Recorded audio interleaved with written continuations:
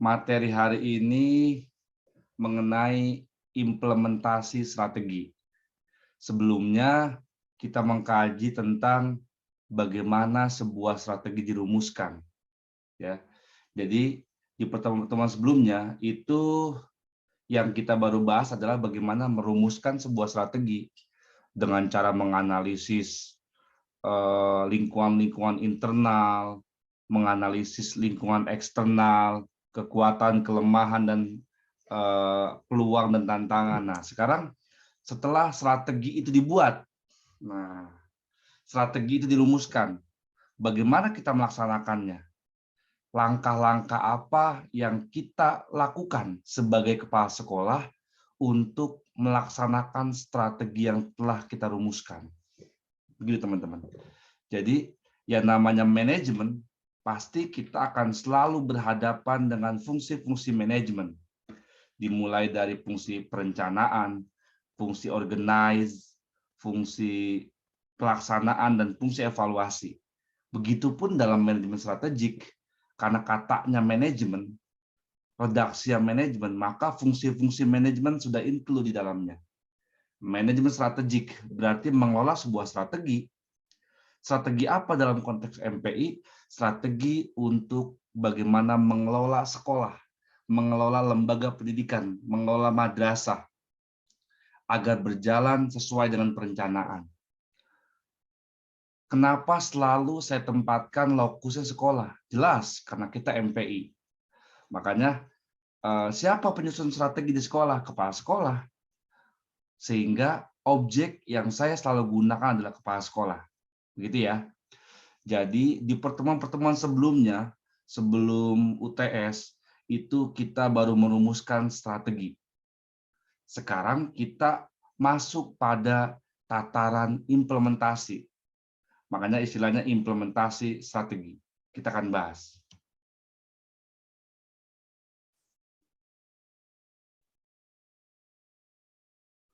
Bentar.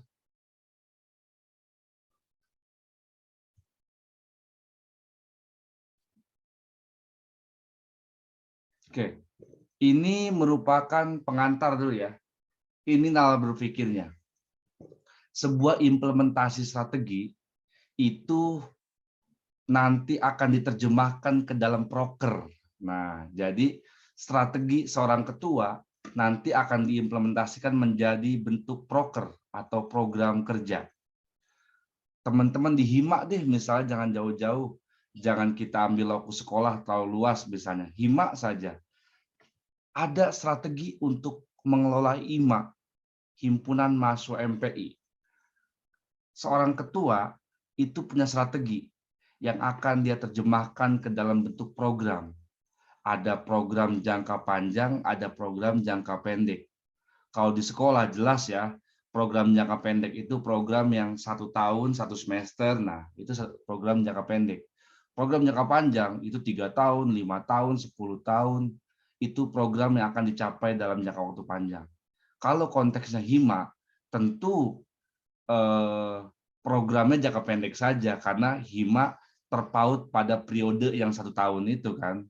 Maka tidak bisa HIMA membuat program kerja 5 tahun. Bisa kalau misalnya ada kesinambungan antara ketua sekarang dan ketua yang akan datang. Tapi konteks HIMA, konteks himpunan mahasiswa, itu berganti per periode yang 1 tahun itu. Sehingga yang paling relevan untuk HIMA, ya program jangka pendek. Strategi akan diturunkan menjadi program jangka pendek dan jangka panjang. Nah, ketika program jangka panjang dan jangka pendek berhadapan dengan perubahan lingkungan, yang ini ya, ketika kita hendak mengimplementasikan strategi, kemudian diturunkan ke dalam bentuk program jangka panjang, program jangka pendek. Saya ulangi, program jangka panjang itu program yang akan ditempuh oleh sekolah dalam waktu minimal 3 tahun. 3 tahun, 5 tahun, 10 tahun, begitu. Kalau program jangka pendek itu akan ditempuh oleh sekolah di bawah 1 tahun. 1 semester, 1 tahun itu biasanya jangka pendek.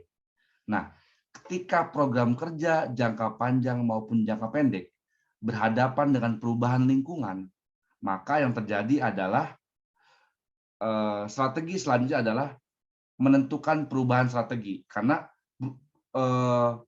program kerja berhadapan dengan lingkungan yang berubah. Maka harus ada perubahan strategi, perubahan kebijakan, perubahan proker, perubahan budget. Dulu begini, misalnya sebuah sekolah hendak melaksanakan sebuah kegiatan jangka panjang, apa? Menjadi sekolah bertaraf nasional misalnya. Itu program jangka panjangnya. Ternyata berhadapan dengan perubahan lingkungan, pandemi COVID-19 misalnya.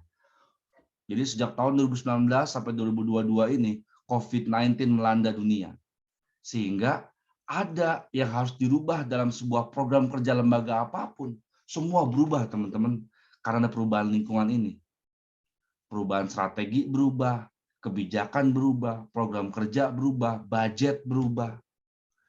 Karena ada perubahan lingkungan. Itu contohnya, bisa bentuknya bencana alam, bisa bentuknya perubahan lingkungan yang sifatnya ekonomi, dan segala macamnya. Jadi, ketika misalnya sebuah lembaga sudah membuat program jangka panjang dan jangka pendek, program kerja, kemudian datang perubahan lingkungan, maka strategi yang harus dilakukan adalah merubah strategi tersebut, merubah kebijakannya, merubah program kerjanya, karena ada hambatan lingkungan sekarang. Anggarannya pun berubah, karena lingkungan yang berubah. Di sisi sebelah kanan, ketika program kerja berhadapan dengan pola pikir, berhadapan dengan perilaku pelaksananya, maka ini hasilnya akan menentukan efektivitas dan efisiensi. Saya ulangi teman-teman, biar lebih sederhana nih. Misalnya kita punya strategi. Misalnya Teh Safa adalah seorang kepala sekolah, misalnya. Dia buat strategi untuk sekolahnya. Apa strateginya? Mengembangkan SDM di sekolah tersebut agar kompeten. Strategi dia itu. Guru-guru diberikan berbagai pelatihan-pelatihan agar kompeten.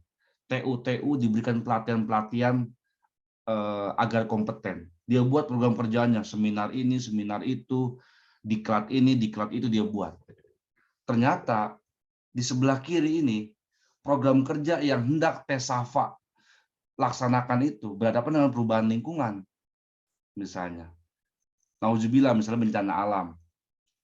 Berarti harus ada perubahan tuh dalam program kerjanya, dalam kebijakannya, dalam strateginya, karena lingkungannya berubah, karena ada kondisi yang berubah, sehingga harus berubah juga programnya. Nggak bisa tuh di masa pandemi misalnya awalnya seminarnya diklat yang hendak dilaksanakannya luring, jadi daring atau karena ada perubahan lingkungan di dalamnya. Tapi kalau program kerja tadi berhadapan dengan pola pikir pelaku, perilaku yang berubah dari pelaksananya, maka bukan strategi yang berubah, tapi hal tersebut akan berpengaruh pada efektivitas dan efisiensinya. Kayak gitu.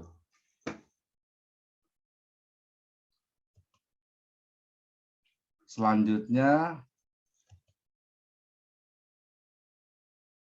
nah, ini perbedaan antara merumuskan strategi dengan melaksanakan strategi.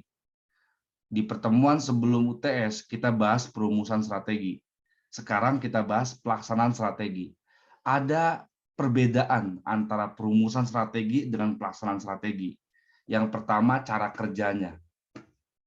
Perumusan strategi itu lebih mengedepankan cara kerja otak. Nah, dia merumuskan ya. Dia perlu intuisi, perlu imajinasi, perlu analisa, perlu kekritisan seorang ketua gitu. Maka merumuskan strategi itu kerja otak. Tapi melaksanakan strategi itu kerja fisik. Karena dalam melaksanakan sebuah strategi yang bergerak itu gayanya, motivasinya, sikapnya, manajemennya, fisik itu. Berbeda dengan merumuskan strategi, dia lebih cara kerja otak. Intuisi, manajemen, analisis, kekritisan itu dibutuhkan dalam merumuskan sebuah strategi. Perbedaan yang kedua, fokusnya. Ketika seorang ketua merumuskan strategi, maka fokusnya adalah untuk mencapai efektivitas. Tapi kalau melaksanakan strategi, itu efisiensi. Karena kalau merumuskan itu baru tentang kira-kira dilaksanakannya efektif enggak ya? Karena baru merumuskan. Berbeda dengan pelaksanaan. Dia akan bicara tentang kira-kira anggarannya efisien nggak nih? Sumber dayanya efisien nggak nih? Itu perbedaan yang kedua. Jadi perbedaan yang kedua antara merumuskan strategi dengan melaksanakan strategi adalah fokusnya. Kalau perumusan strategi, fokusnya mencapai efektivitas. Kalau melaksanakan strategi, fokusnya pada mencapai efisiensi. Perbedaan yang ketiga, hasil koordinasinya. Kalau merumuskan itu adalah kerja para ahli, kerja para pimpinan, kerja para atasan, kerja para expert, kerja para pemikir. Karena yang kerja otak. Tapi kalau pelaksanaan strategi itu hasil koordinasi para pelaksana, eksekutor, anggota, eksekutif, pekerja, bawahan. Itu perbedaan yang ketiga. Jadi yang pertama kerja otak, kerja fisik. Perbedaan yang kedua, fokusnya kalau perumusan pada efektivitas, kalau pelaksanaan pada efisiensi. Yang keempat, kalau perumusan itu hasil dari kerja para ahli, hasil kerja dari para expert, hasil kerja dari para pimpinan, hasil kerja para pemikir. Kalau pelaksanaan strategi itu hasil kerja para pelaksana, para anggota, para eksekutif, para eksekutor di lapangan. Itu perbedaan yang ketiga. Keempat, outputnya yang dihasilkannya. Pada saat merumuskan strategi, apa yang dihasilkan? Dokumen tentang program kerja, dokumen tentang strategi, dokumen tentang ide, dokumen tentang gagasan. Dokumen dia, outputnya dari perumusan strategi. Tapi pelaksanaan strategi itu outputnya apa? Kinerja. Bisa bentuknya barang, bisa bentuknya jasa. Karena dia implementasi. Apa hasilnya? Kinerjanya, barang yang dihasilkannya, jasa yang diberikannya. Kalau perumusan apa? Dokumen tentang ide, dokumen tentang rencana program kerja, dokumen tentang apa-apa yang hendak dilakukan. Ini perbedaan antara perumusan strategi dan pelaksanaan strategi. Cara kerjanya, fokus kerjanya, hasil dari siapa dihasilkannya, output apa yang dihasilkannya. Ini 4 perbedaan antara perumusan strategi dengan pelaksanaan strategi. Selanjutnya adalah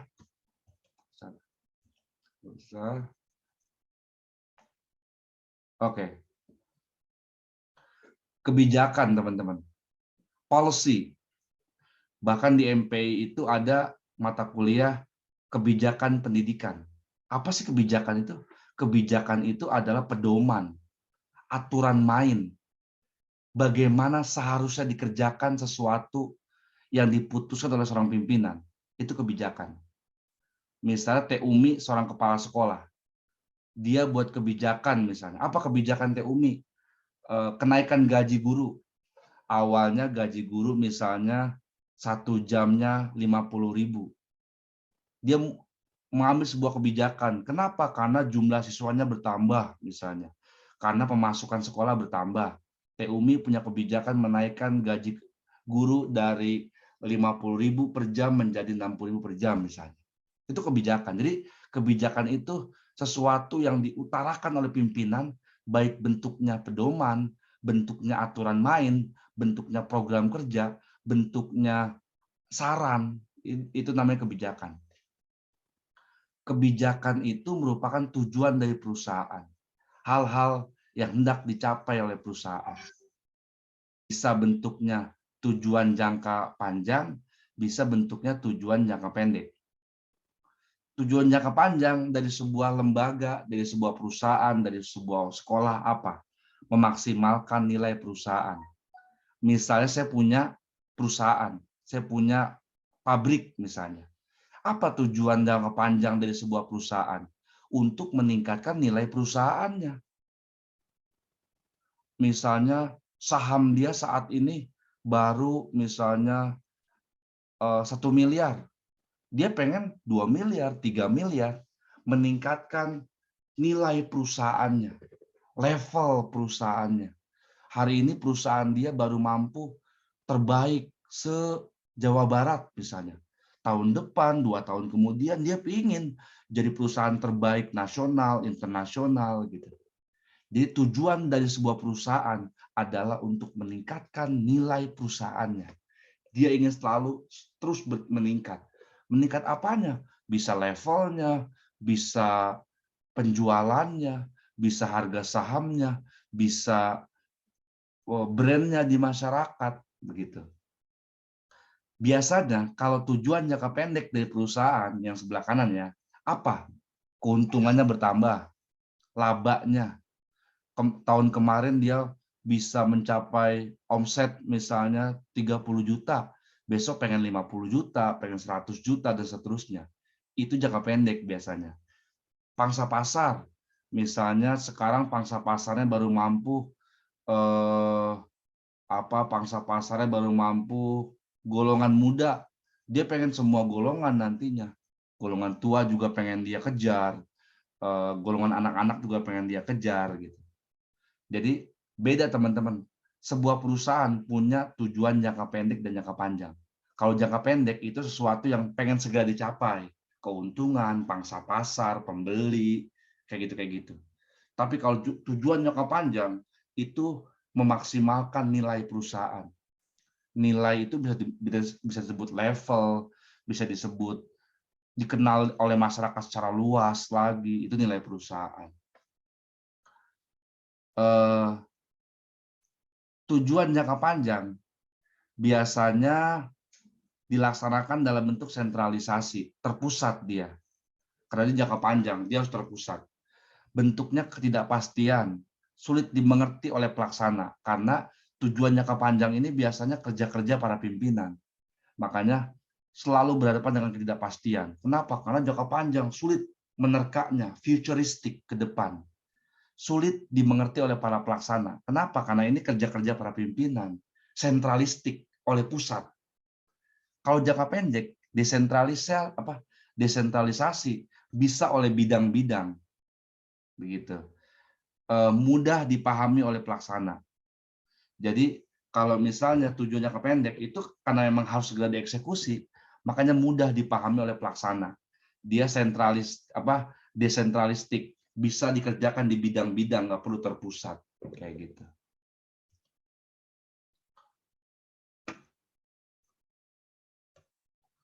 Nah, sebuah program kerja, sebuah kebijakan, sebuah strategi harus selalu disokong oleh hal-hal ini. Kita kenal ada modal, mesin, metode, material, man gitu ya kalau di ekonomi ya. Man, method, material itu sebetulnya ini. Jadi sebuah kebijakan, sebuah strategi itu harus selalu didukung oleh MMM yang ini nih. Yang pertama modal, jelas. Sebuah program kerja, sebuah strategi akan efektif dilaksanakan ketika ada modalnya. Didukung oleh ketersediaan modal yang memadai. Program kerja apapun di sekolah, modal, pembiayaannya harus ada, pendanaannya harus kuat. Selain modal apa? Mesin, alat kerjanya. Kalau di perusahaan mesinnya, alat kerjanya harus canggih, alat kerjanya harus dapat mendukung program kerja agar berjalan dengan baik. Gitu. Sarana prasarananya kalau di sekolah mah. Jadi yang pertama modal, yang kedua mesin atau alat kerja atau sarana prasarana. Yang ketiga metode kerjanya, cara kerjanya bagaimana. Sebuah strategi akan bagus ketika cara kerjanya bagus. Sebuah strategi tidak akan dapat dilaksanakan ketika cara kerjanya salah. Didukung juga oleh material, bahan bakunya. Strateginya bagus, bahan bakunya nggak pilihan. Tidak akan bagus produk yang dihasilkan. Ketika sebuah strategi ingin bagus di lapangan, maka modalnya tersedia, mesinnya mutakhir, metodenya benar, materialnya bermutu, man-nya, sumber daya manusianya kompeten, bisa melaksanakan itu, punya informasi yang lengkap. Jadi 6 hal ini adalah hal-hal yang dibutuhkan ketika melaksanakan sebuah strategi. Modal, mesin, metode, material, man, dan information. Mengelola sebuah konflik. Ketika sebuah strategi dilaksanakan, biasanya berhadapan dengan konflik-konflik yang terjadi. Yang pertama, kotak yang pertama ini, konflik bisa terjadi antara siapa saja. Yang kotak kedua, bagaimana konflik itu kita harus kelola sebagai seorang ketua. Yang ketiga, konflik itu akan berakibat apa? Yang pertama, konflik di sebuah lembaga bisa terjadi antara pemilik dengan pimpinan. Pemilik itu dewan komisaris ya. Kalau pimpinan itu direktur utama, beda. CEO, manajer itu pimpinan. Kalau pemilik itu dewan komisaris biasanya. Jadi konflik antara pemilik dengan pimpinan itu bisa terjadi. Pemilik punya kepentingan agar perusahaannya maju. Pimpinan punya kepentingan juga. Konflik bisa terjadi antara pemilik perusahaan dengan pimpinan atau pemilik yayasan dengan kepala sekolah gitu misalnya. Bisa terjadi antara itu. Yang kedua, konflik bisa terjadi antara pemilik dengan anggota. Dewan komisaris dengan pegawai.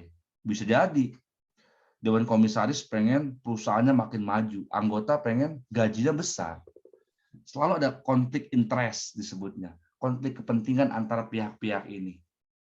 Yang ketiga, konflik bisa terjadi antara pimpinan dengan anggota. Pimpinan ingin perusahaannya besar, anggota ingin gajinya besar. Pimpinan ingin anggota kerjanya all out, anggota ingin gajinya all out. Nah, artinya akan selalu ada konflik antara tiga hal ini. Pemilik dengan pemimpin, pemilik dengan anggota, pimpinan dengan anggota. Selanjutnya, ini adalah cara mengelola konflik. Yang pertama, konflik cara menghindari konflik adalah dengan cara mengelola konflik adalah dengan cara menghindari konflik. Menghindari ini bukan berarti lari dalam konteks ini ya. Teman-teman, misalnya teman-teman menjadi seorang ketua di sebuah lembaga. Ada konflik yang sangat besar yang teman-teman belum mampu mempelajarinya, yang teman-teman belum mampu menaklukkannya. Maka cara yang paling efektif adalah menghindari sedikit konflik itu. Agar kita punya waktu berpikir, kita punya waktu untuk mengumpulkan tenaga untuk kemudian meredam konflik itu. Jadi kalau konflik misalnya terlalu besar, jangan dulu dihadapi karena sumber daya yang kita miliki belum cukup untuk melawan konflik itu. Ulur waktu agar pertama konflik itu semakin kecil, yang kedua kita sudah punya sumber daya yang cukup untuk menghadapi konflik itu. Misalnya teman-teman menghadapi masalah yang sangat besar. Menghindari mah nggak gentle, bukan begitu. Menghindari dalam konteks ini adalah mengulur waktu sedikit agar kita punya amunisi, agar kita punya sumber daya yang cukup untuk menghadapi konflik. Mengulur sedikit waktu. Sampai waktunya pas, baru kita hajar konflik itu. Nah, cara yang kedua, dengan berkompromi dengan konflik. Konflik datang ke lembaga kita. Kita berkompromi, mencari win-win solution. Mencari jalan tengah, mencari solusi terbaik. Ini biasanya kalau konflik dengan kekuatan kita sama besar. Konfliknya besar, power kitanya besar. Maka kita harus win-win solution. Mencari cara yang paling menguntungkan buat lembaga kita. Karena sama-sama hebat. Kalau yang pertama, konfliknya yang hebat, kitanya lemah. Maka ulur waktu sedikit agar kita punya kemampuan yang lebih kuat dari sebelumnya. Kalau yang kedua, sama-sama kuat. Berkompromi, mencari hal-hal yang paling menguntungkan buat semua pihak. Yang ketiga, kita yang kuat, konfliknya yang lemah, maka cara yang paling efektif adalah berkonfrontasi. Kelola konflik itu, hadapi konflik itu, taklukkan konflik itu. Ini tiga keadaan. Menghindari ketika konflik lebih besar daripada power kita. Berkompromi ketika power sama konfliknya sama besar. Berkonfrontasi ketika konfliknya kecil, powernya besar. Itu adalah tiga cara menghadapi konflik. Kotak yang paling kanan itu adalah dampak dari konflik. Yang pertama, konflik itu nggak selalu negatif, teman-teman. Konflik bisa positif kalau bisa dikelola oleh ketuanya. Karena konflik yang pertama dapat memunculkan partisipasi aktif dari seluruh anggota. Biasanya anggota kalau tidak ada konflik adem ayem aja. Lembaga kalau nggak ada konflik tenang-tenang aja. Tapi kalau ada konflik dia akan terpacu untuk bergerak bersama untuk mencapai tujuan organisasi. Jadi yang pertama, konflik itu dapat menimbulkan, melahirkan partisipasi aktif dari seluruh anggota untuk terlibat menyelesaikan konflik. Karena orang kita itu biasanya kalau nggak ada konflik tidur. Kalau ada konflik dipacu, baru dia gerak. Kayak gitu. Itu dampak pertama positif dari konflik. Yang kedua, dampak positifnya adalah membangkitkan semangat pihak-pihak yang berkonflik. Hampir sama dengan yang pertama. Biasanya pihak itu kalau nggak dikasih konflik, nggak dikasih challenge, dia diam-diam aja. Dia adem-adem saja, tenang-tenang saja. Tapi kalau berkonflik, dia semuanya terpacu adrenalinnya untuk memenangkan konflik itu. Itu salah satu dampak positif dari konflik. Yang ketiga, membantu manajer dalam menyelesaikan masalah. Manajer pun perlu diberikan konflik-konflik. Agar apa? Agar dia handal. Agar dia punya pengalaman untuk menyelesaikan konflik. Agar apa? Agar ke depan ketika ada konflik baru, dia punya pengalaman, punya kehandalan untuk mampu meredam konflik tersebut. Teman-teman, konflik bukan untuk dihindari. Konflik untuk dikelola agar dampaknya positif buat lembaga, teman-teman. Konflik itu kalau saya umpamakan, misalnya ada jalan raya coran baru, itu kayak rata sekali. Tapi kalau kena hujan, baru ketahuan tuh mana yang cekung, mana yang datar, mana yang cembung. Oh, kok ini ada air tergenang, berarti corannya nggak lurus tuh, ada cekungan-cekungan. Coran baru ketahuan lurus enggaknya kalau ada hujan. Sama, lembaga baru ketahuan dia handal atau enggak, dia kompak atau enggak, dia bagus atau enggak, dia solid atau enggak. Itu belum ketahuan kalau belum ada konflik. Justru konflik mengevaluasi mana orang-orang yang oportunis saja, mencari kesempatan saja, mana orang-orang yang loyal terhadap lembaga. Mereka yang loyal akan tetap bertahan dalam lembaga walaupun dalam keadaan konflik. Mereka yang oportunis, mencari kesempatan saja, akan tereliminasi dalam konflik tersebut. Jadi, substansinya adalah konflik tidak selalu negatif. Konflik bisa positif kalau dikelola dengan baik oleh seorang pimpinan.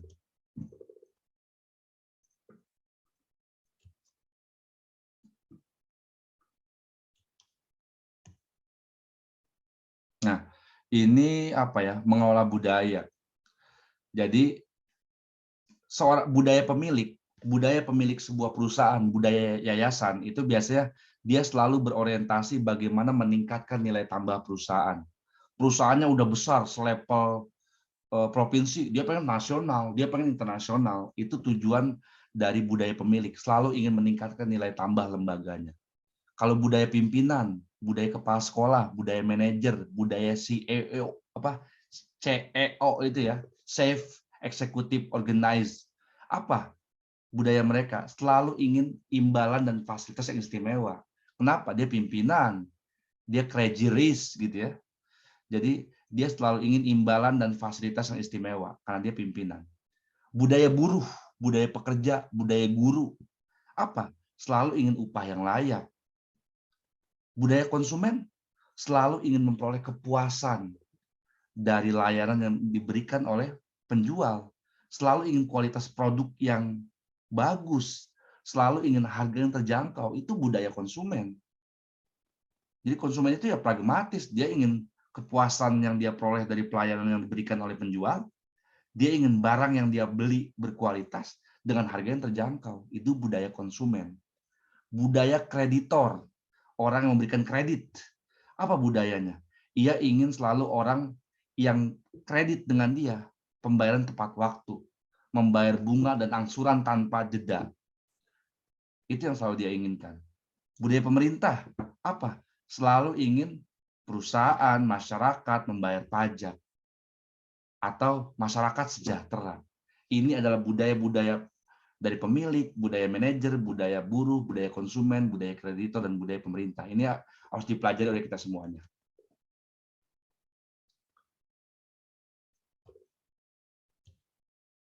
Terakhir, analisis tugas. Jadi dalam mengelola SDM, teman-teman, mengelola SDM, sebelum SDM direkrut, pertama analisis dulu tugasnya. Kalau kita mau nerima karyawan, mau ditempatin di mana? Itu analisis tugas namanya. Kita mau buka, misalnya saya kepala sekolah, saya mau buka lamaran lowongan untuk guru apa? Guru biologi, guru PAI, guru apa? Analisis tugasnya, kita butuh apa? Baru uraikan tugasnya. Oh, saya ingin menerima guru PAI. Uraikan tugasnya, uraikan spesifikasinya. Saya butuh guru S1, saya butuh guru fresh graduate, saya butuh guru berpengalaman, saya butuh guru yang lelaki, yang perempuan. Buat semacam kualifikasinya apa yang dibutuhkan. Jadi kalau teman-teman mau open recruitment, pertama mau analisis tugasnya, mau nerima apa, berapa banyak orangnya. Yang kedua, kualifikasinya apa yang warna biru nih. S1, laki-laki, perempuan, berpengalaman, single atau apa, itu kualifikasi di sini. Baru rekrut, cari, pasang di spanduk, pasang di koran, pasang di sosial media, open recruitment guru baru misalnya, dengan kualifikasi bla bla bla bla bla, seleksi. Setelah direkrut, diterima, ditempatkan. Oh, saya kemarin butuh guru PAI 3 orang, tempatkan di situ. Beri diklat, karena guru baru itu biasanya belum kompeten. Kasih diklat, kasih pelatihan, kasih seminar agar dia kompeten. Kendalikan tugasnya, evaluasi tugasnya, pantau terus, beri kompensasi. Ingat teman-teman, jangan dulu bicara tentang loyalitas guru sebelum kompensasinya ditunaikan.